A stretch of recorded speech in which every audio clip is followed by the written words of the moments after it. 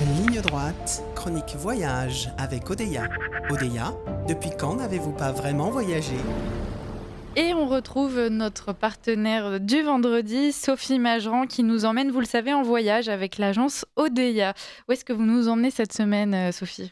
Bonjour Liselotte, bonjour à tous. Eh bien écoutez, cette semaine, je vous propose de faire un cap au sud pour aller retrouver un peu de soleil, en ces moments de grisaille automnale et de partir en direction de la péninsule arabique. Alors ça peut faire peur, Mmh. mais c'est fantastique, il y a de très belles choses. Et donc c'est un voyage que nous proposons au mois de janvier prochain à la découverte d'Oman et des Émirats arabes unis. Et à où? Alors, cette période de janvier, est-ce que c'est la bonne période, pour C'est partir aux la Émirats? meilleure période, c'est-à-dire qu'il fait 25-26 degrés, on n'a pas chaud, c'est sec, Ouais. très sec, c'est pas du tout humide. On ne souffre pas de l'humidité parce que vous savez qu'une chaleur humide, il y a rien de pire en réalité et c'est un voyage qui permet, de recharger les batteries en plein cœur de l'hiver et de découvrir des richesses absolument innombrables. Mmh. Ben, quel sera le maître mot donc de ce voyage pour donner envie, à nos auditeurs? Eh bien, le maître mot, je crois que c'est contraste. Tout est en contraste dans ce voyage et c'est ça qui est absolument fascinant. C'est-à-dire qu'à la fois, vous avez un pays très traditionnel, très conservateur même, avec, le royaume d'Oman, fascinant, très beau, très propre, développé tout récemment. Il y a 50 ans, imaginez-vous Liselotte, il y a 50 ans Mmh. à Mascate, qui est la capitale de ce royaume, vous aviez 6 kilomètres de route asphaltée et c'était tout. Et un prince, le prince Qaboos, a fait en 50 ans de ce petit royaume délaissé vraiment un royaume très développé, mais qui allie tradition et modernité. Et ça, c'est tout à fait intéressant. Vous voyez, on se pose des questions, je crois, aujourd'hui, dans ce monde post-moderne occidental, de savoir comment allier tout ça, notre héritage, Mmh. la modernité, le futur, etc. Eux, je crois, ont réussi cela de manière assez remarquable. C'est un pays qui est très propre, très beau, très sûr. Ouais. Avec une histoire très riche aussi. N'oublions pas que Mascate a été un comptoir portugais sur la route des Indes, véritable porte intermédiaire entre l'Afrique et l'Inde. Justement, on est tout près de l'Inde, hein. On est à 6 heures de vol de l'Inde depuis Ouais, cette c'est vrai. péninsule arabique. Les bords de mer sont absolument fantastiques.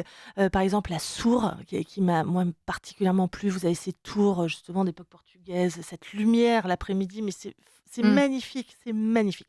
La population est gentille. Le désert, ensuite, dans leur pays est extraordinaire. Extraordinaire, comme le désert qu'on imagine, de sable Mmh. fin. Et puis, vous avez tous ces wadis aussi dans ces montagnes où on peut marcher et puis se baigner dans des eaux claires, limpides de rivières en réalité, qui ne sont pas froides en plus.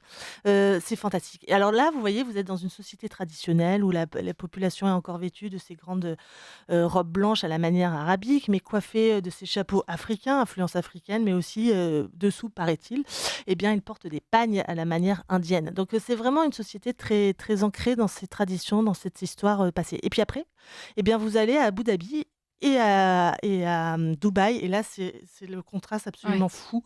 C'est-à-dire qu'on ne sait plus ce qui se passe, on a ces villes complètement modernes. Il y a 50 ans ou 60 ans, il n'existait rien dans ces endroits-là, c'était absolument le désert, c'est le cas de le dire et aujourd'hui, vous avez par exemple à Abu Dhabi et ça vaut le voyage, le Louvre Abu Dhabi avec cette hyperstructure magnifique, un parcours muséal comme on dit aujourd'hui, très intéressant. Vraiment, c'est bien fait. Et puis on termine avec Dubaï. Alors Dubaï, moi, la première fois que j'y suis allée, j'avais quand même des doutes. Je savais pas à quoi m'attendre. C'est pas ma tasse de thé, Ouais. hein. C'est à voir. C'est à voir parce qu'encore une fois, c'est fou. Ouais. On peut pas dire que la Burj Khalifa soit belle, je ne crois pas. Mais ce spectacle de fontaine qui est proposé chaque soir, au pied de cette tour immense, l'une des plus hautes du monde, c'est fascinant. Ouais, c'est mmh. C'est curieux, c'est fascinant. Vous pouvez rester des heures à regarder cela, c'est parce que, il y a quelque chose d'unique en Mmh. réalité.